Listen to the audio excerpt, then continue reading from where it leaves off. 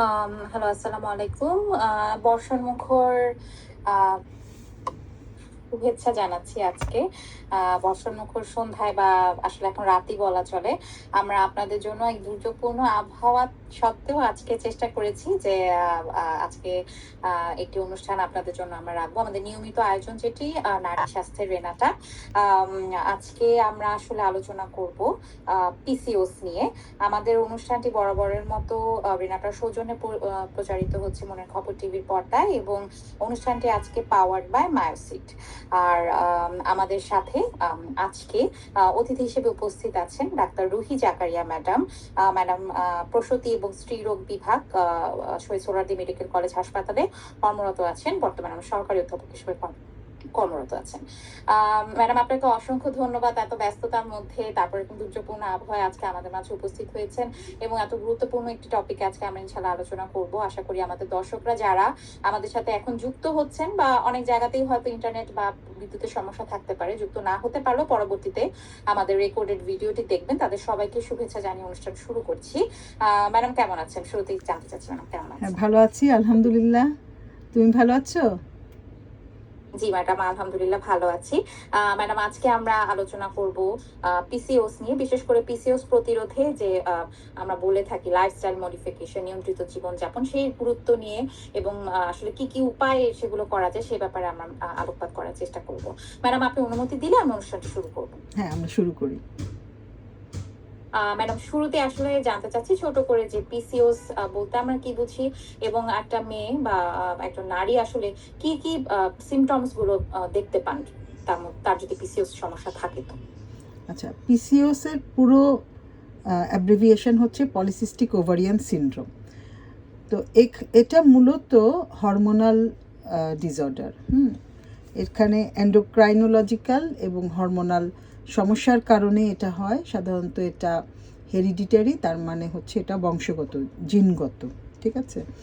আর কিছু কিছু এনভায়রনমেন্টাল ফ্যাক্টরও এর মধ্যে কাজ করে, তবে মেনলি এটা হেরিডিটারি এবং এটাকে বলা হয় হেটেরোজেনাস এন্ডোক্রাইন ডিসঅর্ডার।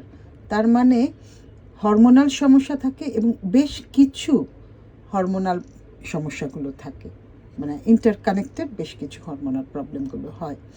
তো এখানে মূলত যেটা হয়, এখানে কিছু মানে আমাদের যে ফিমেল হরমোন আছে, মহিলাদের রিপ্রোডাক্টিভ হরমোন, যেটা ইস্ট্রোজেন, প্রোজেস্টেরন, হ্যাঁ, এগুলো আসে কোত্থেকে? এগুলো আসে ব্রেনের যে হাইপোথ্যালামাস আছে সেখান থেকে ট্রিগার বের হয়। সেই ট্রিগার গিয়ে ব্রেনে আরেকটা গ্ল্যান্ড আছে যেখানে পিটুইটারি গ্ল্যান্ড, সেখান থেকে আরও কিছু হরমোন বের করে, যেটা হচ্ছে এফএসএস, এলএইচ, এগুলো হরমোন বের করে। হ্যাঁ, এই হরমোনগুলো কাজ করে ওভারিতে, ঠিক আছে। ওভারিতে ইস্ট্রোজেন, প্রোজেস্টেরন বের হয়, কিন্তু এই জায়গায় ওইখানে তোমার এফএসএইচ আর এলএইচের একটা রেশিও থাকে, ঠিক আছে। এইখানে কিছু সমস্যা, যেমন লিভারের কিছু হরমোন অল্টার হয়ে যায়, যেমন এসএইচবিজি হরমোনগুলো অল্টার হয়ে যায়, ফলে কি হয়, এলএইচটা বেড়ে যায়, এবং এই এলএইচটা কিন্তু পুরুষালী হরমোন, ঠিক আছে। এলএইচ কী করে, অ্যান্ড্রোজেনটাকে বাড়িয়ে দেয়।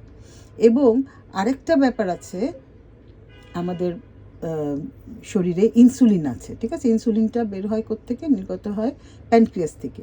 তো ইনসুলিনের কাজ কি?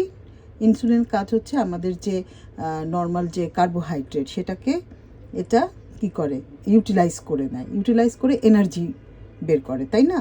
কিন্তু এই যে অ্যান্ড্রোজেন বেড়ে, এসএইচবিজিটা কমে যাওয়ার ফলে, লিভারের এসএইচবিজি কমে যাওয়ার ফলে অ্যান্ড্রোজেন বেড়ে যায়, হ্যাঁ, এবং এইটা কি করে, ইনসুলিনকে রেজিস্ট্যান্ট করে দেয়, ঠিক আছে। রক্তে ইনসুলিন আসে, কিন্তু ইনসুলিন কাজ করতে পারে না, ওই যে হ্যাঁ, কার্বোহাইড্রেটগুলোকে মেটাবোলাইজ করতে পারে না, ঠিক আছে। ফলে কি হয়, এইদিকে হাইপার ইনসুলিনেমিয়া হয়, ইনসুলিনের পরিমাণটা বেড়ে যায়। কারো কারো ডায়াবেটিসের মতো সমস্যাও হয়, অনেকের ব্লাড সুগার বাড়ে না কিন্তু ইনসুলিনটা বেড়ে যায়, হ্যাঁ। আবার এটার জন্য অ্যান্ড্রোজেনটা বেড়ে যায়, ঠিক আছে, ইস্ট্রোজেনটা কমে যায়। এই অ্যান্ড্রোজেন কি করে, মানে ওবিসিটি করে, ঠিক আছে। ইনসুলিন রেজিস্ট্যান্স ওবিসিটি করে। অ্যান্ড্রোজেন কি করে, অ্যান্ড্রোজেন ওভারি থেকে ইস্ট্রোজেন বের হতে দেয় না, তখন হয় কি, ইস্ট্রোজেন অল্প অল্প করে বের হয় কিন্তু অ্যান্ড্রোজেনটা ডমিনেন্ট হয়ে থাকে, ফলে মাসিকটা রেগুলার হয় না, ওদিকে ওজনও বাড়তে থাকে, ওবিসিটি হতে থাকে। এই অ্যান্ড্রোজেনের প্রভাবে হয় কি, চুল পড়ার একটা সমস্যা হয়, যেটা একটু দেখা যায় যে তাদের ব্যালনেস হয়, অথবা তোমার ওই একনির প্রবলেম হয়। তো সব মিলিয়ে দেখা যায় যে পিসিওসে কী হচ্ছে, প্রথমত দেখা যায় মিনস্ট্রুয়াল ইরেগুলারিটি, মাসিকটা ঠিক মতো হয় না, আবার হলে 2-3 মাস গ্যাপে, বা কারো আরও বেশি গ্যাপে হয়, কারো শুধুমাত্র ওষুধ খেলে হয়, ঠিক আছে, কিছু হরমোনাল ওষুধ খেলে তারপর দেখা যায় যে মেনস্ট্রুয়েশনটা স্টার্ট হয়, তা না হলে হচ্ছে না, আবার হলে বন্ধ হতে চায় না, স্পটিং অনেক দিন ধরে চলতে থাকে। এই ধরনের প্রবলেমগুলো হয়, মেনস্ট্রুয়াল প্রবলেম, সাথে ওবিসিটি হয়, মানে স্থূলতা যেটা, সেটা হতে থাকে। তারপরে তোমার হার্সুটিজম হয়, কারো কারো লোমের পরিমাণ বাড়ে, হ্যাঁ, যেমন মোস্টাচি, তারপরে শরীরের অন্যান্য জায়গায় লোমগুলো বেড়ে যায়, চুল পড়ে যায়, কারো কারো ভয়েস ডিপেন হয়ে যায়। তো এইগুলো মিলেই হচ্ছে পিসিওস সিনড্রোম, মানে পলিসিস্টিক ওভারিয়ান সিনড্রোম। আমরা কি করি, আমরা এই ধরনের সিমটম নিয়ে যখন আসে, এটা হচ্ছে তোমার 6-10%, ঠিক আছে, ওভারঅল মেয়েদের। কিন্তু আমাদের ইয়েতে চেম্বারে বা ক্লিনিকে যেটা আসে, দেখা যাচ্ছে যে 21% পিসিওস প্রবলেম নিয়ে আসে। তাহলে মেয়েদের মধ্যে পিসিওস প্রবলেম কিন্তু এখন অনেক বেড়েছে, ঠিক আছে। আচ্ছা, তো ওরা যখন আসে, এই সিমটমগুলো আমাদের বলে 2 ধরনের আসে। 80% কিন্তু ওবেসিটি নিয়ে আসে, স্থূলতা। আবার 15% বা 15-20% কিন্তু লিন পিসিও আছে, যারা তোমার তাদের ওজন বাড়ে নাই, ওজন ঠিক আছে, বাট পিরিয়ড ইরেগুলারিটি বা হার্সুটিজমের প্রবলেম, অনেকের গলায় ঘাড়ে কালো কালো দাগ হয়, হ্যাঁ, অ্যাকান্থিকাস নাইগ্রিকান বলা হয়, এই ধরনেরও সিমটমগুলো নিয়ে আসে, ঠিক আছে। তো যখন এই ধরনের প্রবলেমগুলো নিয়ে আসে, মাথায় তো চলে আসে যে পলিসিস্টিক ওভারিয়ান সিনড্রোম, তখন তাদের একটা ফ্যামিলি হিস্ট্রি নিয়ে নেই যে ফ্যামিলিতে কারো আছে কি না। অনেকের ক্ষেত্রেই দেখা যায় যে হ্যাঁ, ফ্যামিলিতে আছে, মেবি ম্যাটারনাল অর প্যাটার্নাল সাইডে কারো না কারো আছে। আচ্ছা, এটা একটা গেল। 2 নাম্বার হচ্ছে তখন আমরা কিছু ইনভেস্টিগেশনস করাই, ঠিক আছে। ইনভেস্টিগেশনসের মধ্যে একটা আলট্রাসোনোগ্রাফি একটা ইম্পর্টেন্ট। ওখানে দেখা যায় যে ওভারিতে ছোট ছোট সিস্টের মতো থাকে, ওরা লিখে দেয় যে ছোট ছোট সিস্টের মতো, এবং ওভারিটা এনলার্জড। ছোট ছোট সিস্ট হচ্ছে 2 থেকে 9 মিলিমিটার, খুবই ছোট ছোট, একদম নেকলেস প্যাটার্নের, হ্যাঁ, সুন্দর মতো মনে হয় নেকলেস পরলে যেরকম ছোট ছোট পার্লের নেকলেস পরলে যেমন, ঠিক তেমন খুব সুন্দরভাবে ছোট ছোট সিস্ট দেখা যায়। ওভারিন ভলিউমটা বেড়ে যায়, ওভারি তখন আলট্রাসোনোগ্রাফিতে লিখে দেয় যে ওভারি এনলার্জড, হ্যাঁ, অ্যান্ড সিস্টস আর ইন নেকলেস প্যাটার্ন, ঠিক আছে। তো এই ওভারি এনলার্জড, ওভারি বড় হয়ে গেছে, এটা দেখেও কিন্তু পেশেন্টরা অনেক সময় ভয় পেয়ে যায়, এটা কি হলো, ওভারিটা বড় হয়ে গেল, হ্যাঁ, কি সিস্ট হলো। সিস্ট শুনলেই ভয় পায়। সিস্ট জিনিসটা কি, যে ছোট ছোট ফ্লুইড ফিল্ড, ভিতরে পানি, উপরে পর্দা, কোনো পর্দার ভিতরে পানি, একটা স্যাকের মধ্যে পানি, ঠিক আছে, ছোটো ছোটো খুব ভয় পেয়ে চলে আসে, আর সাথে সাথে এই ধরনের সিমটম হয়। কিছু হরমোনাল পরীক্ষা আমরা করিয়ে নিই এদেরকে। কেন করি? কারণ এর সাথে ইন্টার রিলেটেড আরও কিছু হরমোন, প্রথমেই বলেছিলাম যে হেটেরোজেনাস এন্ডোক্রাইন ডিসঅর্ডার, তাই না, অনেকগুলো কিন্তু হরমোনাল প্রবলেমগুলো এটার সাথে থাকে। যেমন থাইরয়েডে হাইপোথাইরয়েড থাকতে পারে, ঠিক আছে, বা থাইরয়েডের প্রবলেম থাকতে পারে। এই জন্য আমরা কিছু হরমোনাল পরীক্ষা করি। ব্লাড সুগারটা অবশ্যই দেখে নিই, কারণ অনেকে ডায়াবেটিসের প্রবলেম থাকে। ইনসুলিনটা দেখে নেই, কারণ আমরা যখন ম্যানেজমেন্ট পারপাসে যে কিছু মেডিসিন দিতে হয়, এই জন্য ফাস্টিং ইনসুলিন করিয়ে নিই, ঠিক আছে।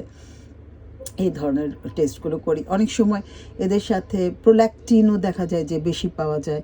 তারপর ধরো টেস্টোস্টেরন একটা পুরুষালী হরমোন, কিন্তু কথা হচ্ছে যে মহিলাদেরও অল্প পরিমাণে টেস্টোস্টেরন থাকে, কিন্তু এই টেস্টোস্টেরনের পরিমাণ যদি একটু বেড়ে যায়, তখনই দেখা যায় ওই যে হার্সুটিজমের মতো প্রবলেম হয়, এই যে লোমগুলো বেড়ে যায়, ভয়েসটা ডিপেন হয়ে যায়, চুল পড়ে যায়, হ্যাঁ, টাক মতো সিমটম দেখা যায়। তো এরকম কিছু কিছু হরমোন, FSH, LH, এই হরমোনগুলোও করে নেই, ঠিক আছে। এগুলো সবগুলো মিলে তারপর আমরা একটা ডায়াগনোসিসে আসি। এবং আবার তার ডায়াগনোসিসে আরেকটা ব্যাপারও আমরা দিই, যে একটা আমাদের স্কোর আছে, গ্যারিমেন স্কোর। ওটা হার্সুটিজম যদি যাদের লোম বেশি, ওইটার উপরও একটা স্কোরিং করি। তো সব স্কোরিং করে প্রথমত মাসিকটা অনিয়মিত হবে তাদের, মেনস্ট্রুয়াল ইরেগুলারিটি থাকবে পিসিওএস এর সিমটমের মধ্যে, ঠিক আছে? মেনস্ট্রুয়াল ইরেগুলারিটি আর বায়োকেমিক্যাল যেটা হচ্ছে তোমার ডিসঅর্ডার, যেটা হচ্ছে তোমার হরমোনাল এফএসএস এলএস অল্টারেশন, এলএসটা বেড়ে যায়, এফএসএসটা কমে যায়, সাথে হার্সুটিজম। এটার মেনস্ট্রুয়াল ইরেগুলারিটির সাথে এই দুইটার যে কোনো একটা থাকলেও এটাকে আমরা পলিসিস্টিক ওভারিয়ান সিনড্রোম বলবো, ঠিক আছে? অসংখ্য ধন্যবাদ ম্যাডাম, এত সুন্দর করে আমাদেরকে বুঝালেন। একটা প্রশ্ন আমি আমার থেকে করতে চাচ্ছি ম্যাডাম, যে অনিয়মিত যে মাসিকের ব্যাপারটা, এটা কি মানে সকল ক্ষেত্রেই উপস্থিত থাকে, নাকি মাসিকের ব্যাপারটা অনেকের ক্ষেত্রে রেগুলার থেকেও মানে সিনড্রোমের আওতাধীন হতে পারে? মেনস্ট্রুয়াল ইরেগুলারিটি থাকবে, মেনস্ট্রুয়াল ইরেগুলারিটি থাকবে, হ্যাঁ। আর মাসিক রেগুলার কিন্তু ধরো অন্যান্য সিমটমগুলো আছে, সেটাকে আমরা পিসিওএস এর মধ্যে ফেলবো না, মেনস্ট্রুয়াল ইরেগুলারিটি থাকবে। ধন্যবাদ ম্যাডাম। আমরা অলরেডি ডায়াগনোসিস সম্পর্কে অনেকটুকুই জেনে গিয়েছি। ম্যাডাম, ডায়াগনোসিস করতে গিয়ে আসলে মানে হরমোনগুলো যদি বলি, কি কি হরমোনাল টেস্ট এবং একই সাথে আলট্রা, আর আরেকটা দেখা যায় যে একটু ইয়াং মেয়েদেরই দেখা যায় শুরুর দিকে সমস্যাগুলো ধরা পড়ে। তো দেখা যায় অভিভাবকরা একটু সবসময় একটা ব্যাপারে জানতে চান যে আসলে এটা ডায়াগনোসিস করবো, আমাদের খরচটা কিরকম হতে পারে, পরীক্ষা নিরীক্ষাগুলো, এই বিষয়ে যদি একটু ছোট করে বলেন। আচ্ছা, পিসিওএস তো সাধারণত দেখা যায় যে হচ্ছে 20 to 30 ইয়ার্সের মধ্যে বেশি হয়, বাট অ্যাডলোসেন্ট পিসিওসও আছে, যে অ্যাডলোসেন্ট পিরিয়ডে তাদেরও এরকম একটা সিমটম যে দেখা যায় যে হঠাৎ করে ওজনটা বেড়ে যায়, তারপরে মাসিকটা রেগুলার হয় না, হ্যাঁ। এগুলো হলে আপ টু 18 ইয়ার্সের পরে হলে আমরা ওটাকে পিসিও বলবো, কিন্তু তার আগে হলে সেটা একটা ইন্ডিকেট করে যে এই মেয়েটার পিসিওর দিকে যাবে, ঠিক আছে? বাট তখন আমরা বিফোর 18 তখন আমরা ওইভাবে করে ডায়াগনোসিস করব না বা পিসিও বলবো না, কিন্তু আমাদের মাথার মধ্যে চলে আসে যে হ্যাঁ এই মেয়ে ভবিষ্যতে পিসিওর দিকেই যাচ্ছে, ঠিক আছে? ওজনটা তার বয়সের তুলনায় কিন্তু অনেক বেড়ে যায়, হ্যাঁ, বয়সের তুলনায় ওজন বেশি হয়, তারপরে তোমার পিরিয়ড ঠিক মতো হয় না, কিছু কিছু মেয়ের দেখা যায় হার্সিটিজমের মতো প্রবলেম হচ্ছে, ঠিক আছে? এই ধরনের প্রবলেমগুলো হয়, তখন তাদেরকে এই পরীক্ষাগুলোই আমরা করি। কিন্তু অ্যাডোলেসেন্ট পিসিও ধরো 12-13 বছর, 12 থেকে 14 বছরের কেউ যদি এরকম এই ধরনের সিমটম নিয়ে আসে, তাদেরকে আমরা কাউন্সিলিংটা বেশি করি, সব হরমোনাল টেস্টগুলো না করে একটা আল্ট্রাসোনোগ্রাফি করি আর কাউন্সিলিংটা বেশি করে করি, হ্যাঁ। যে এখন থেকে তার নিয়ন্ত্রিত জীবনযাপন করতে হবে, নিয়ন্ত্রিত জীবনযাপনের মধ্যে তার ডায়েটের হ্যাবিটটাকে ঠিক করতে হবে, তারপর তাকে ফিজিক্যাল অ্যাক্টিভিটিস করাতে হবে। ওরা অনেক সময় পেশেন্ট মানে যারা বাচ্চাগুলোর প্যারেন্টসরা খুব চিন্তিত হয়ে আসে, হ্যাঁ। তো বলে যে পড়াশোনা করছে, কিভাবে লেখাপড়া করছে, এখন কিভাবে আমরা খাওয়াটা কন্ট্রোল করাবো, আর কিভাবে আমরা এত এক্সারসাইজ করাবো, এত মানে কোচিং করছে এটা। তখন আমরা তাদেরকে মানে কাউন্সিলিংটা সুন্দর করে বুঝাই, ঠিক আছে? যে ফুড হ্যাবিট, ফুড তো খাবেই, তার এনার্জি দরকার, সে এখন বাচ্চা পড়াশোনা করছে। বা ধরো অ্যাডোলেসেন্টদেরও হচ্ছে খাবার তো খেতে হবে, যার যতটুকু ক্যালোরি সেই ক্যালোরিটা তো পেতে হবে, হ্যাঁ। কিন্তু যেই ফুডগুলোতে ক্যালোরি বেশি সেগুলো কমিয়ে যে ফুডে ক্যালোরি কম সেটা দিতে হবে। আমাদের সারাদিনে কতটুকু, একজন অ্যাডাল্টের কতটুকু ক্যালোরি দরকার, 2000 থেকে 2200। তো সেখানে আমাদের ভাগ করে নিতে হবে আমার কতটুকু কার্বোহাইড্রেট যাবে, কতটুকু প্রোটিন যাবে, কতটুকু ফ্যাট যাবে, ঠিক আছে? কার্বোহাইড্রেট আমি 30%, প্রোটিন 40% অ্যান্ড ফ্যাট 40%, ঠিক আছে? ফ্যাট 30%, 30-30-40। প্রোটিনটাকে একটু বাড়িয়ে দেবো, হাই প্রোটিন দিব, কার্বোহাইড্রেটটাকে কমিয়ে দেব। কার্বোহাইড্রেটের মধ্যে আবার ধরো যেসব ফুডের মধ্যে জিআই মানে গ্লাইসেমিক ইন্ডেক্স বেশি, মানে এগুলো ইনসুলিন মেটাবোলাইজ করতে পারে না, কারণ পিসিওএসের একটা প্রবলেম যে তার কিন্তু রক্তে ইনসুলিনের মাত্রা বেড়ে যায়, ইনসুলিন রেজিস্ট্যান্স, ইনসুলিনগুলো কাজ করতে পারে না, ফলে ইনসুলিনের মাত্রা বেড়ে যায়। তখন আমাকে কি করতে হবে, লো জিআই ফুড দিতে হবে। তাহলে লো জিআই ফুড কি? লো জিআই ফুডের মধ্যে পেতে পারি ওই যে তোমার ওটস, ঠিক আছে? ওটস খেতে পারে, তারপরে তোমার করতে পারে ওই লাল আটার রুটি খেতে পারে, ঠিক আছে? সাদা আটার রুটি, তারপরে ময়দা, তারপরে সাদা চাল, এগুলোর কিন্তু জিআই ইন্ডেক্সটা বেশি, গ্লাইসেমিক ইন্ডেক্সটা বেশি, এগুলোর উপরে ইনসুলিন ভালো কাজ করতে পারে না, ঠিক আছে?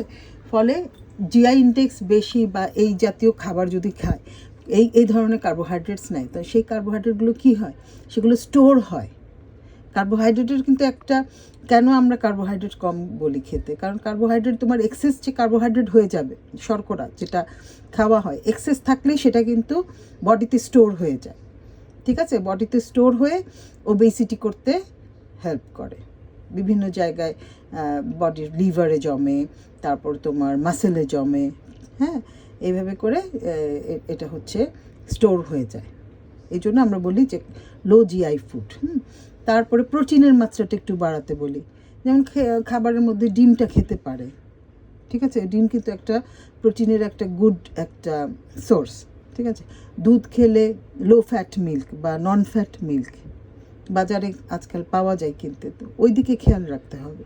তাহলে দুধ, ডিম সবই খাচ্ছে। মাছ খেতে বলি, হ্যাঁ, মাছের মধ্যে বিশেষ করে omega-3 ফ্যাটি অ্যাসিড যেগুলোতে আছে, ধরো সামুদ্রিক মাছগুলো, ঠিক আছে, সপ্তাহে 1 দিন বা 2 দিন সামুদ্রিক মাছ খাবে, ওয়েলি সামুদ্রিক মাছ, ঠিক আছে। সামুদ্রিক মাছ খেলে কী হবে, এখানে omega-3 পাচ্ছে, এগুলো কি অ্যান্টিঅক্সিডেন্ট হিসেবে কাজ করে, সেগুলো ইনসুলিন রেজিস্ট্যান্সটাকে প্রিভেন্ট করে, ঠিক আছে। ফলে তোমার ওই যে ওভুলেশন বা পিরিয়ড যে ইরেগুলার করে, সেখানে কিন্তু এই স্ট্রেস ফ্যাক্টর, তারপরে এগুলো কিন্তু একটা গুরুত্বপূর্ণ ভূমিকা পালন করে। তো ওই এখানে যে অ্যান্টিঅক্সিডেন্টগুলো আসে, সেগুলো কিন্তু স্ট্রেস ফ্যাক্টরগুলোকে কমিয়ে দেয়, ফলে তোমার এই যে ইনসুলিন রেজিস্ট্যান্সটা কমায়, তারপর পিরিয়ডের ইরেগুলারিটি কমায়, আবার ওদিকে ফ্যাট হতে দেয় না, ঠিক আছে। তো এটা খেতে হবে তোমার। আর যেটা বললাম যে সামুদ্রিক মাছ সপ্তাহে 1 দিন বা 2 দিন, যেমন কোরাল ফিশ আছে, তারপরে বাজারে অনেক ধরনের পাওয়া যায়, তাই না, এটা। তারপরে তোমার আরও কিছু ফুড আছে, যেমন হচ্ছে মুরগির মাংস খেতে পারবে, কিন্তু ব্রেস্ট পিস, ঠিক আছে, গরু, খাসির মাংস এগুলো আমরা অ্যাভয়েড করতে বলি। তারপরে ধরো অ্যাভয়েড করতে বলি ওই যে কোল্ড ড্রিঙ্কস, যে কোনো ধরনের ড্রিঙ্কস, কারণ এগুলোতে কনসেন্ট্রেটেড সুগার ইউজ করে। তো কোল্ড ড্রিঙ্কস, তারপরে অনেক ধরনের পাওয়া যায় না তোমার কি ভার্জিন, অনেক ধরনের মকটেইল, তারপরে ওই জুস, প্যাকেট জুস, এগুলো খেতে না করি। প্রসেসড ফুডও নিষেধ করি, ঠিক আছে।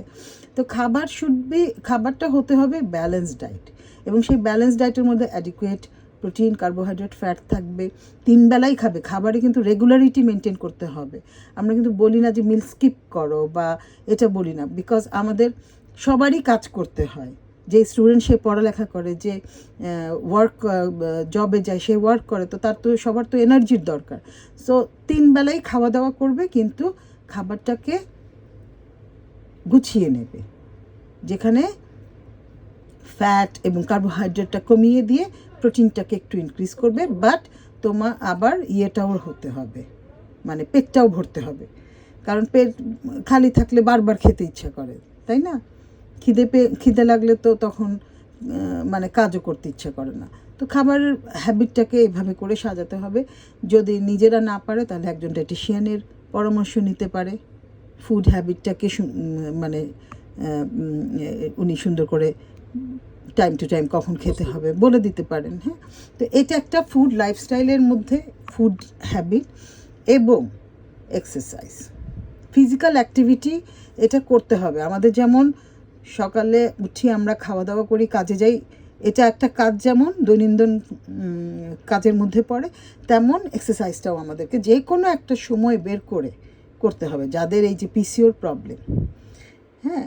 তো এক্সারসাইজ করলে কি হবে, এখানেও তোমার মাসেলের অ্যাক্টিভিটিসটা বাড়ে, মাসেল অ্যাক্টিভিটিস বাড়লে ইনসুলিনটা তার কাজ করতে পারে, কার্বোহাইড্রেটটাকে সে মেটাবলাইজ করে দিতে পারে, হরমোনটাকে মেটাবলাইজ, কারণ এই ইনসুলিনের কিন্তু একটা গুরুত্বপূর্ণ ভূমিকা আছে যে হরমোন মেটাবলাইজ করার। অ্যান্ড্রোজেনটাকে এখানে কি অ্যান্ড্রোজেনগুলো বেড়ে যায়, তাই না, অ্যান্ড্রোজেন ইনসেন্সিটিভিটি হয়, তাহলে অ্যান্ড্রোজেনটাকে সেন্সিটাইজ করতে পারে, ঠিক আছে। অ্যান্ড্রোজেনকে যদি সেন্সিটাইজ করে, ওদিক থেকে ইস্ট্রোজেন, প্রজেস্টেরন বেড়ে যাবে। ইস্ট্রোজেন, প্রজেস্টেরন যদি তার নর্মাল মাত্রায় চলে আসে, তাহলে পিরিয়ড রেগুলার হবে, ঠিক আছে। তো এইটাই হচ্ছে লাইফস্টাইল মডিফিকেশন।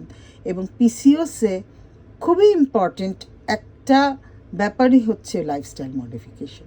পিসিওস নিয়ে যদি কেউ আসে, বিশেষ করে ওবেসিটি প্রবলেম নিয়ে আসে এবং ডায়াগনোসিস করি পিসিও, তাহলে তার 1 নাম্বার ট্রিটমেন্ট ওজন কমাও, 2 নাম্বার ট্রিটমেন্ট ওজন কমাও এবং 3 নাম্বার ট্রিটমেন্ট ওজন কমাও। এরপরে আমরা কিছু মেডিকেল ট্রিটমেন্ট দিই। মেডিকেল ট্রিটমেন্টের মধ্যে কী কী দিই? এই যে এরকম মেটফর্মিন জাতীয় ওষুধ দিই। মেটফর্মিন কি? এগুলো হচ্ছে ইনসুলিন সেন্সিটিভ, ইনসুলিনকে সেন্সিটাইজেশন করে। হ্যাঁ, তো যেহেতু এখানে ইনসুলিন পিসিওসে একটা গুরুত্বপূর্ণ ভূমিকা পালন করছে, তো সেই কারণে মেটফর্মিন দিয়ে থাকি 3 মাস 6 মাস এরকম। কিন্তু সাথে সাথে যেই ওষুধই আমরা দেই না কেন, অবশ্যই তাকে ফিজিক্যাল অ্যাক্টিভিটিস করতে হবে। ঠিক আছে? অনেক সময় পিরিয়ড রেগুলার করার জন্য কিছু হরমোনাল ওষুধ দিয়ে দেই, যেমন কন্ট্রাসেপটিভ পিল দেই, অথবা প্রোজেস্টেরন জাতীয় ওষুধ দিয়ে থেকে আরও বিভিন্ন রকমের যাই দেই, সেই সবই হরমোনাল ওষুধগুলো। তখন পেশেন্টরা আমাদের বলে যে আমি এমনিতেই তো মোটা হয়ে যাচ্ছি, আবার আমরা খাবো, ওরাল পিল খাবো। হ্যাঁ, সবার অনেক রকমের থাকে, অনেক রকমের কোয়েশ্চেন থাকে। তো ওরাল কন্ট্রাসেপটিভ পিল এখানে তার হরমোনটাকে রেগুলারাইজ করবার জন্য দেয়া হচ্ছে। ঠিক আছে? সে যদি নাও খায় তাও কিন্তু তার ওজন বাড়বে। সেটাকে কমিয়ে রাখার, যদি ওরাল কন্ট্রাসেপটিভ পিল খায় আর সে যদি পেশেন্ট যদি ফিজিক্যাল অ্যাক্টিভিটিস করে এবং ফুড হ্যাবিটটাকে ঠিক মতো রাখে, তাহলে কিন্তু ওজন বাড়বে না। ঠিক আছে? এবং এক্সারসাইজের মধ্যে যেটা হচ্ছে হাঁটা। এখন যদি কেউ বাইরে হাঁটতে না পারে তাহলে ট্রেডমিলে হাঁটবে। আবার খুব আস্তে আস্তে হাঁটলেও হবে না। হ্যাঁ, একটা লেভেল পর্যন্ত ক্যালোরি বার্ন করতে হবে। সেটার জন্য আমরা জানি যে পালস রেট যখন দেখা যায় যে 100 হয়, তখন আমার ক্যালোরি বার্ন করা শুরু করে। সো আস্তে আস্তে হেঁটে, গল্প করে করে হেঁটে গেলেও কিন্তু ওটা ফিজিক্যাল মানে ফিটনেসটা হয়, বাট ক্যালোরি বার্ন হয় না। তো হ্যাঁ, তো যেমন হচ্ছে হাঁটা, জগিং করা, জোরে হাঁটা, ব্রিস্ক ওয়াকিং বলে। তারপরে তোমার সাইক্লিং, ঠিক আছে, সাইক্লিং করা, সুইমিং করা, ঠিক আছে, এগুলো হচ্ছে ভালো এক্সারসাইজ। আর এছাড়া কিছু ফ্রি হ্যান্ড এক্সারসাইজ, তারপরেও আরও অনেক রকমের এক্সারসাইজ আছে, যোগা করা, জুম্বা করা, অনেক কিছুই আছে। তো যে কোনো একটা শুরু করলেই কিন্তু আস্তে আস্তে এটা একটা হ্যাবিটে পরিণত হয়। তখন দেখা যায় যে এই এক্সারসাইজ না করলে ভালো লাগছে না। ঠিক আছে? তো এটা হলো একটা সাধারণ মানে ধরো অ্যাডোলেসেন্ট বা রিপ্রোডাক্টিভ এজে যদি কেউ আসে পিসিওর, আমরা মোটামুটি এই ধরনের ট্রিটমেন্টগুলোই বলে থাকি। আর একটা ব্যাপার হচ্ছে পিসিওর প্রবলেম, যেহেতু এটা হরমোনাল প্রবলেম, হ্যাঁ, পেশেন্টদেরকে এটাও বলে দেই যে যেহেতু এটা হরমোনাল প্রবলেম, এটা থেকে একদম যে পার্মানেন্টলি কিওর হওয়ার কিন্তু কোনো ওয়ে নাই। এই কারণে এটা ঘুরে ঘুরে আসতেই পারে। শুধুমাত্র প্রিভেন্ট করা যাবে এই লাইফস্টাইল মডিফিকেশন করে, ফুড হ্যাবিট, তারপর অ্যাক্টিভিটিস, সাথে মাঝে মাঝে কিছু ওষুধ খাবে।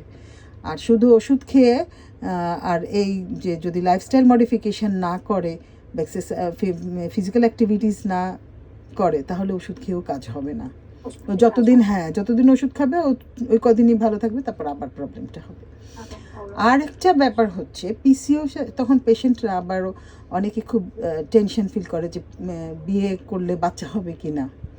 তো এটা তো অবভিয়াস, পিরিয়ড যাদের রেগুলার, তাদের রেগুলার ওভুলেশন হয়, এবং বাচ্চা হওয়ার জন্য, কনসিভের জন্য তো ওভুলেশন ভেরি ইম্পর্টেন্ট, তাই না? ওভুলেশন হতে হবে। তো যাদের হচ্ছে রেগুলার পিরিয়ড হয়, 28 দিনের সাইকেল হয়, তাদের দেখা যায় যে 14 দিন বা +-2 এই সময়টাতে ওই মাঝামাঝি 2 মাসিকের মাঝামাঝি একটা ওভুলেশন হয়। কিন্তু যার পিরিয়ড ইররেগুলার, তার কখনো ওভুলেশন হচ্ছে বোঝা যায় না। তো ম্যাক্সিমাম ক্ষেত্রে অ্যানোভুলেশন হয় না। কারো যে হয় না তা না, ওর মধ্যেও কারো হয়ে যায়, ওর মধ্যেও কনসিভ করে যায়, বাট এটা মানে ইউজুয়াল ভাবে না। হ্যাঁ, তো দেখা যায় যে অ্যানোভুলেশনই বেশি হয়। তখন তাদের ক্ষেত্রে যেটা করি, এই কাউন্সিলিংগুলো করি, ওজন কমাবার কথা বলি, পিরিয়ড রেগুলার করার জন্য হয়তো খুব অল্প 3 মাসের জন্য একটা হরমোনাল কন্ট্রাসেপটিভ দিয়ে দেই। তারপর পিরিয়ডটা একটু রেগুলার হলে কন্ট্রাসেপটিভটা কী করে, কন্ট্রাসেপটিভের মধ্যেও কিন্তু ইস্ট্রোজেন প্রজেস্টেরন আছে, তাই না? এগুলো সিনথেটিক ইস্ট্রোজেন প্রজেস্টেরন, আমাদের বডিতে আসে ন্যাচারাল ইস্ট্রোজেন প্রজেস্টেরন। তো বডির ন্যাচারাল ইস্ট্রোজেন প্রজেস্টেরন যখন কাজ করে না, তখন আমরা কি করি, বাইরে থেকে ওই যে হরমোনাল কন্ট্রাসেপটিভগুলো দিই, ওগুলোও তো ইস্ট্রোজেন প্রোজেস্টেরন। সে কী করে, বাইরে থেকে গিয়ে ওই বডির যে ইস্ট্রোজেন প্রোজেস্টেরন ওটাকে কমিয়ে ফেলে, কমিয়ে সে বাইরেরটা সিনথেটিকটা এই 3 মাস খুব শর্ট পিরিয়ডের জন্য দেয়া, পিরিয়ডটাকে রেগুলার করে। ঠিক আছে, পিরিয়ড রেগুলার মানে ওই হরমোনগুলোকে রেগুলার করে ফেলে। ঠিক আছে, এলএসটাকে কমে যায়, এলএসটা কমে যাওয়ার ফলে এফএসএসটা বাড়ে। ঠিক আছে, তো এই 3 মাস পরে যখন আমি এই পেশেন্টকে ওভুলেশন ইন্ডাকশনের জন্য মেডিসিন দিই, সেগুলো কাজগুলো ভালো করে। তো এই জন্য অনেক সময় এটা শর্ট পিরিয়ডের জন্য একটা ওরাল কন্ট্রাসেপটিভ পিল দিয়ে দিই। তারপর বলি যে 3 মাস আপনার পিরিয়ড রেগুলার হোক, তারপর আপনাকে ওভুলেশন ইন্ডাকশন দেব। তো তারপরে তাদেরকে ওভুলেশন ইন্ডাকশন দেওয়া হয়, সাথে মেটফর্মিন দেওয়া হয়। আরও কিছু এখানে বেশ কিছু ফ্যাক্টর কাজ করে, যেমন ধরো অক্সিডেটিভ স্ট্রেস ফ্যাক্টরগুলো বাড়ে। ঠিক আছে, তারাও ওভুলেশনটাকে প্রিভেন্ট করে। সেই কারণে আমরা অনেক সময় মায়োমিনোসিটল এই জাতীয় ওষুধগুলো দিয়ে থাকি, বা প্রোবায়োটিক্স দিয়ে থাকি। ভিটামিন ডির একটা ভূমিকা আছে পিসিওসে, ভিটামিন ডি দিয়ে থাকি, বুঝছো, অ্যাডজুভেন্ট বেশ কিছু মেডিসিন দিই।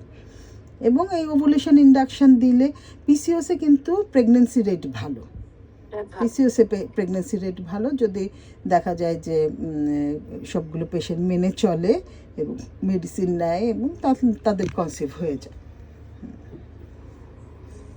ধন্যবাদ ম্যাডাম। তার মানে কিন্তু আসলে যাদের ক্ষেত্রে ওভুলেশনের সমস্যা, কনসিভ করতে চাইলে কাউন্সিলিং এর একটা বিরাট ব্যাপার আছে। কারণ বেবি কনসিভ করতে চাচ্ছে, গিয়ে যখন প্রথমেই দেখে যে আমাকে কন্ট্রাসেপটিভ দিয়ে দিচ্ছে, এটা আবার মানে একটা বুঝিয়ে বললে, হ্যাঁ, পেশেন্টকে যখন আমরা বুঝিয়ে বলি তখন বুঝতে পারে, সুন্দর করে বুঝিয়ে বললে বুঝতে পারে। আরেকটা পিসিওসের একটা প্রবলেম, বিশেষ করে অ্যাডোলেসেন্ট পিসিওসদের বা যাদের বেশি সিমটম মানে মেইল টাইপ সিমটম, যেগুলো হার্সুটিজম, বা তারা কিন্তু, বা বেশি ওবেসিটি, হ্যাঁ, তারা কিন্তু অনেক ডিপ্রেশনে ভোগে, খুব ডিপ্রেশনে নিজেকে ইনকনফিডেন্ট ভাবে। এটা মেন্টাল হেলথের উপরে বা একটা মানে পিসিওসের একটা গুরুত্বপূর্ণ আছে, তোমার অ্যাডভার্স এফেক্ট আছে, মেন্টাল প্রবলেম, ডিপ্রেশন, এগুলো। তো এগুলো থেকেও মানে ফ্যামিলি সাপোর্টটা খুব ইম্পর্টেন্ট। ঠিক আছে, তার মানে পেশেন্টকে এমন বুঝতে দেওয়া যাবে না যে তুমি তোমার এই রোগ কখনো ভালো হবে না, এটা বলা যাবে না। ওকে বলতে হবে যে এটা তুমি নিয়ন্ত্রণ করতে পারবে। ঠিক আছে, ইট ক্যান বি কন্ট্রোল। যেমন ধরো ডায়াবেটিস হলে কি হয়, ডায়াবেটিস হলেও তো মানুষ অনেক দিন বাঁচে না, কিন্তু কন্ট্রোল করতে হবে, এখানেও তাই, এটাকে কন্ট্রোল করতে হবে। আর পিসিওস যেহেতু ওই যে হরমোনাল, ওইগুলো সব মেটাবলিক ডিজিজের আন্ডারে, হ্যাঁ, তো থাইরয়েডের প্রবলেম থাকে, তাহলে থাইরয়েডের সমস্যা, হাইপোথাইরয়েড, বা ওষুধ খেতে হবে, সাথে কন্ট্রোল করতে হবে। ওখানেও তোমার নিয়ন্ত্রিত জীবনযাপন। ডায়াবেটিসের ইয়ে থাকে, পিসিওসের সাথে ডায়াবেটিসও রিলেটেড থাকে। ঠিক আছে, ডায়াবেটিস, হ্যাঁ, কানেকশন থাকে, ডায়াবেটিসটাকে করতে হবে। তারপরে আরও পরে যদি বলা যায়, এটা যদি কেউ কন্ট্রোল না করে, এইসব পেশেন্টের কিন্তু জরায়ুর বডির ক্যান্সারটাও বেশি হয়, এন্ডোমেট্রিয়াল কার্সিনোমা বেশি হয়। তো সব ক্ষেত্রেই মানে জিনিসটা যেহেতু একটা হরমোনাল প্রবলেম এবং এন্ডোক্রাইনোলজিক্যাল এবং মেটাবলিক্যাল প্রবলেম, হাইপারটেনশনেরও ব্যাপার থাকে, বুঝছো, হাইপার কোলেস্টেরমে থাকে, মানে কোলেস্টেরল বেশি থাকে, লিভারে ফ্যাটি লিভার থাকে। তো এই যে এই ধরনের রোগগুলো, এগুলো সবই একই সূত্রে গাঁথা, এবং এদের একটা ফার্স্ট ট্রিটমেন্ট হচ্ছে লাইফস্টাইল মডিফিকেশন। সুতরাং এটা এখন খুবই ইম্পর্টেন্ট হয়েছে আমাদের জন্য, কারণ আমরা এখন বেশি বসে বসে কাজ করি। আগেকার যুগে কিন্তু এত আমরা গাড়িতে চড়ি, আমরা বাসে চড়ি, আমাদের অ্যাক্টিভিটিস কম, তাই না, রিক্সায় চড়ি, আমাদের হাঁটার অভ্যাসটা কমে গেছে। আগেকার যুগে কিন্তু হাঁটার অভ্যাসটা অনেক ছিল। এই আরেকটা ব্যাপার হয়েছে যে আসলে মেয়েরা অত সিকিউরও ফিল করে না এখানে সেখানে হাঁটবে যে, তাই না, এটাও একটা ফ্যাক্টর। তো জায়গায় জায়গায় জিমের ব্যবস্থা করা যেতে পারে, কোনো একটা সেফ করে। এই কমিউনিটি, এই ব্যাপারগুলো আসলে চিন্তা করার সময় এসেছে। হ্যাঁ, একটা কমিউনিটি হতে পারে, একটা এনভায়রনমেন্ট হতে পারে যেখানে হচ্ছে জিমটা থাকবে, এবং সে যে যখন পারবে গিয়ে জিমে করে আসবে, এক্সারসাইজ করে আসবে। হ্যাঁ, ঠিক আছে, এবং অবশ্যই জাঙ্ক ম্যাডাম ফুডের পরিমাণটাও কমাতে হবে, জাঙ্ক ফুডের পরিমাণ, সবজি, আলোচনার হ্যাঁ শুরুতে আমরা ফ্রুটসের, জি ম্যাডাম সবজি মানে সবুজ এবং হলুদ শাকসবজি, ঠিক আছে, ফল, ন্যাচারাল এগুলা ন্যাচারাল, হ্যাঁ এগুলোর উপরে বেশি ইয়ে দিতে হবে। হ্যাঁ এগুলো খাও, এই ধরনের ফুড হ্যাবিটের উপর। নাট খেতে পারে, নাটও হচ্ছে তোমার ওমেগার একটা সোর্স, ওমেগা 3 ফ্যাটি অ্যাসিডের একটা সোর্স নাট, কিন্তু সব কিছু পরিমাণ মতো খাবে, কোনো কিছুই খুব বেশি খাবে না। বেশি খাবেন। হুম।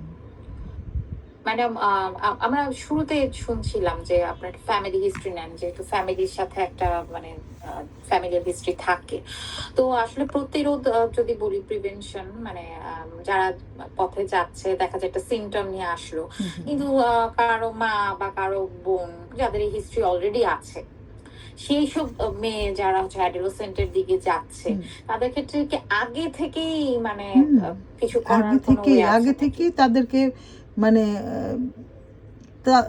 ও ডিসিপ্লিন লাইফের প্রতি তাদেরকে হ্যাবিচুয়েটেড করতে হবে, ঠিক আছে, প্রথম থেকে যখন বুঝতে পারে। এটা তো বলেছি না যে 18-র আগে কিন্তু আমরা পিসিও বলবো না, ঠিক আছে। ধরো 12-13 বছরের মেয়েরাও আসছে, কি অনেক ওয়েট নিয়ে আসছে, একটা 12 বছরের মেয়ের যদি 63 কেজি ওয়েট হয় তাহলে তো বুঝতেই পারছো, এবং তার পিরিয়ডও অফ, পিরিয়ড একবার হয়েছে, পিরিয়ড হচ্ছে না, কিন্তু ওয়েট অনেক বেশি। তো এই মেয়ে, তখন আমি কিন্তু তাকে পিসিও বলবো না, বাট আমার মাথার মধ্যে কিন্তু আসবে যে এ কিন্তু পিসিও, যদি ফ্যামিলি হিস্ট্রি তার মায়েরও এরকম হিস্ট্রি, তাহলে এই কিন্তু ওইদিকে যাবে। তখন তাকে বলতে হবে যে আপনার মেয়েকে এখন থেকেই ডিসিপ্লিন লাইফের প্রতি হ্যাঁ ইয়ে করেন, জোর দেন, ঠিক আছে। তাকে অ্যাক্টিভিটি, বাচ্চাদের খেলাধুলা ইজ ভেরি ইম্পর্টেন্ট, কিন্তু খুবই মানে পরিতাপের ব্যাপার হচ্ছে আমাদের মেয়েদের খেলার ওরকম জায়গা নাই।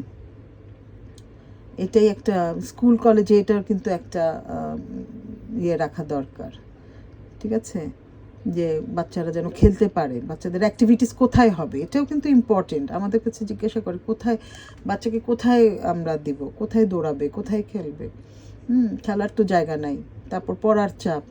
কিন্তু তখন এটা স্কুল বা এমন কমিউনিটি আমাদের তৈরি করতে হবে যেখানে আমাদের মেয়েরা সেফলি খেলতে পারে। ভিটামিন ডিটা খুব ইম্পর্টেন্ট।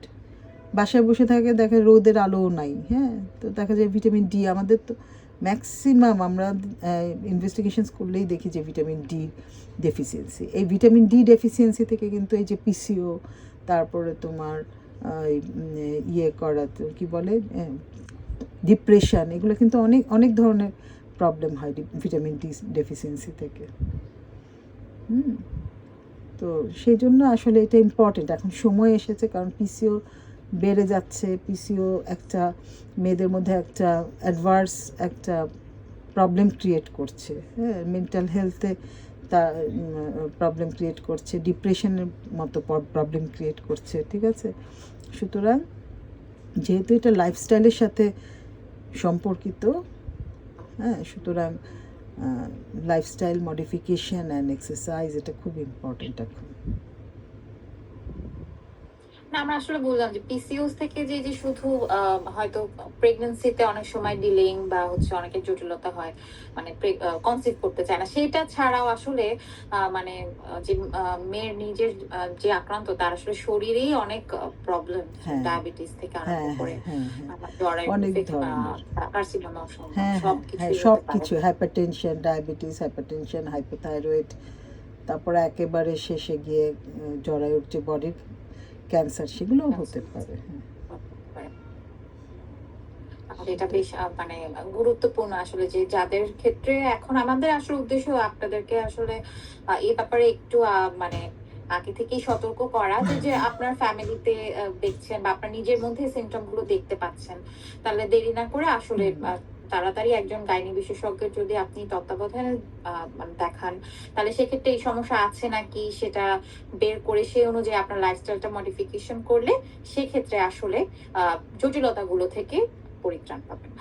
ম্যাডাম শেষের দিকে চলে এসেছি, একটু জানতে চাই, অনেকের ক্ষেত্রে দেখা যায় যে আমরা শুনে থাকি যে পিসিওস থাকলে অনেকের ক্ষেত্রে সার্জিক্যাল কিছু প্রসিডিউর আছে, সেগুলো যদি একটু বলেন। হ্যাঁ, সার্জিক্যাল প্রসিডিউর আছে একদম, যারা মানে গ্রস ওবেসিটি নিয়ে যারা আসে তাদেরকে ওই যে বেরিয়েটিক সার্জারিতে যেতে হয়।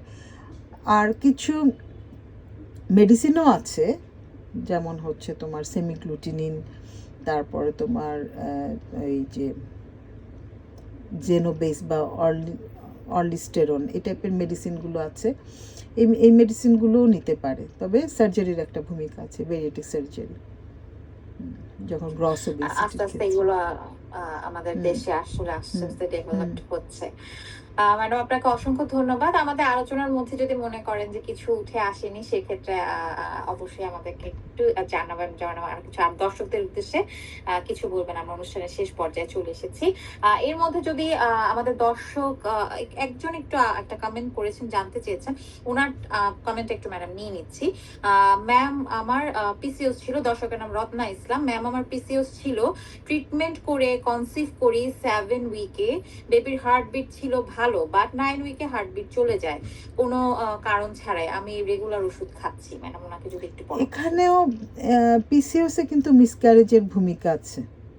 হ্যাঁ, প্রথমত দেখা যায় যে ওই যে হরমোনাল সাপোর্টটা যদি না হয়, অনেকে লুটিয়াল সাপোর্টটা লাগে, ঠিক আছে, ওই সাপোর্টের অভাবে অনেক সময় দেখা যায় যে মিসক্যারেজ হয়ে যায়। তো পিসিও যাদেরকে আমরা ওভুলেশন ইন্ডাকশন দিই এবং কনসিভ করে, তাদেরকে ওই মেটফর্মিন জাতীয় ওষুধটা আমরা 3 মাস রাখি ইনসুলিন সেন্সিটিভিটি বাড়াবার জন্য, এবং অনেককে প্রজেস্টেরন সাপোর্ট মানে লুটিয়াল ফেজ সাপোর্টটাও দিয়ে থাকি at least 3 months, 12 weeks two 16 weeks পর্যন্ত। কারণ প্ল্যাসেন্টা যে গর্ভফুল সেটা ফর্ম করে 16 সপ্তাহে গিয়ে, তখন কিন্তু প্ল্যাসেন্টা থেকেই ইস্ট্রোজেন প্রজেস্টেরন আসে, কিন্তু এর আগে ওভারি থেকে আসে। তো ওভারি থেকে যদি পর্যাপ্ত পরিমাণে হরমোন না আসে, তাহলে প্রেগনেন্সি সাপোর্টটা অ্যাডিকুয়েট হয় না, তখন একটা মিসক্যারেজের একটা সম্ভাবনা থাকে। এটা একটা কারণ। এছাড়াও আবার অনেক সময় দেখা যায় মিসক্যারেজ ওই যে ক্রোমোজোমাল প্রবলেমের জন্য।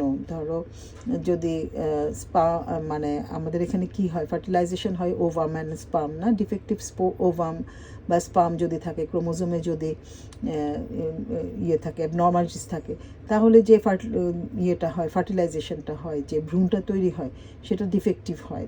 হ্যাঁ, তো ওখানে ক্রোমোজোমাল সমস্যা যদি বেশি থাকে, ধরো টার্নার্স বা আরও ধরনের সমস্যা, ক্রোমোজোমাল অ্যাবনর্মালিটি নিয়ে থাকে, তাদেরগুলো কিন্তু মিসক্যারেজ হয়ে যায়। অল্প পরিমাণে যদি সমস্যা নিয়ে থাকে, তাহলে দেখা যায় যে আফটার ডেলিভারি দেখা যায় সেটা ডাউন সিনড্রোম বা প্রতিবন্ধী বাচ্চা জন্ম হয়। কিন্তু বেশি যদি হয়, সেগুলো অ্যাবর্শন হয়ে যায়। তো এখন অ্যাবর্শন হয়ে গেলে, মিসক্যারেজ হয়ে গেলে আসলে কোন কারণে মিসক্যারেজ হয়েছে তখন আমরা সেটা বের করি। তবে পিসিওতেও মিসক্যারেজ হয়, এই হরমোনাল সাপোর্টটা যদি ঠিক মতো না হয়। এটাই। ধন্যবাদ ম্যাডাম। আশা করি আমাদের দর্শক আসলে বুঝতে পেরেছেন এবং পরবর্তীতে সেই বিষয়ে আসলে সতর্ক থাকবেন। ম্যাডাম অনুষ্ঠানের শেষ পর্যায়ে চলে এসেছি। এই পর্যায়ে যদি আমাদের দর্শকদের উদ্দেশ্যে কিছু বলবেন, আমরা অনুষ্ঠান শেষ করে দেব। হ্যাঁ, দর্শকদের উদ্দেশ্যে এটাই, বিভিন্ন টপিকস নিয়ে আমরা আসি। ভালো লাগে আমাদের কথাগুলো যদি আমাদের দর্শকদের কিছু উপকারে আসে, বিকজ সবসময় আমরা অত বলতে পারি না, সময়ের অভাবে হয়তো আমরা এতটা টাইম দিতে পারি না, কাউন্সিলিং করতে পারি না হয়তো সময়ের অভাবে। বাট এইসব প্রোগ্রামে আসলে আমাদের কথাগুলো কিছু মানে ব্যাপারটা কি, রোগটা কীভাবে হচ্ছে, এগুলো তো আমরা একটু বুঝিয়ে দিই। তো এটাতে করে পেশেন্টরা আমার মনে হয় বেনিফিটেড হয়, আর আমাদেরও ভালো লাগে। আমাদের পেশেন্টদের সাথে আমাদের যোগাযোগটা ভালো হয়। তো এই পিসিও আজকে টপিকসটা আমি চুজ করেছি এই জন্যই, কারণ খুব বেশি দেখা যায়, এবং পিসিওসের পেশেন্টগুলো, ওদেরকে আমরা মেডিসিন দেই, আবার কদিন পরে আবার প্রবলেমগুলো নিয়ে আসে, একেবারে প্রবলেমটা পুরোপুরি যায় না। এই কারণে ওদের কাউন্সেলিংটা খুব ইম্পর্টেন্ট। এই কারণে তাদের লাইফস্টাইলটা, আমার কিন্তু আজকে আমি বলেছি যে আমি বেশি কথা বলবো লাইফস্টাইলের উপরে, এবং শুধুমাত্র লাইফস্টাইল এবং এক্সারসাইজ করেই কিন্তু পিসিওটাকে কন্ট্রোল করে রাখা যায়।